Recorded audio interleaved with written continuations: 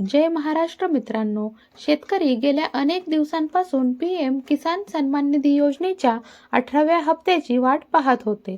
या दरम्यान आज 5 ऑक्टोबर रोजी पंतप्रधान नरेंद्र मोदी यांच्या हस्ते या 18व्या हप्त्याच्या वितरणास प्रारंभ करण्यात आला आहे. नरेंद्र मोदी हे महाराष्ट्राच्या दौऱ्यावर होते. वाशिममध्ये असताना त्यांनी या 18व्या हप्त्याच्या वितरणास प्रारंभ केला आहे. त्याविषयीची सविस्तर माहिती आपण या व्हिडिओमध्ये जाणून घेणार आहोत.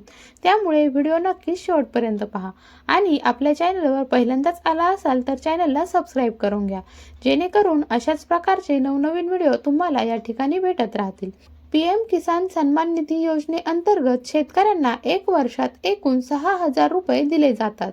या योजनेअंतर्गत पात्र शेतकऱ्यांना आतापर्यंत 17 हप्त्यांमध्ये 34,000 रुपयांची आर्थिक मदत करण्यात आली आहे. शेतकरी या पैशांचा उपयोग पेरणी, कापणी तसेच शेतीच्या अन्य कामांसाठी करत असतात. आता शेतकऱ्यांना 18व्या हप्त्याच्या वितरणास देखील सुरुवात झाली आहे. देशभरातील 9.4 कोटी शेतकऱ्यांना हा लाभ मिळणार आहे. या योजनेअंतर्गत 18व्या हप्त्याच्या वितरणासाठी केंद्र सरकारने एकूण 20,000 कोटी रुपयांची तरतूद केली आहे. पीएम किसान सन्मान निधी योजनेचा लाभ मिळावा यासाठी देशभरात कोट्यावधी शेतकऱ्यांनी अर्ज भरले आहेत. मात्र अनेक शेतकऱ्यांच्या बँक खात्यामध्ये या योजनेचे पैसे वर्ग होत नाहीत.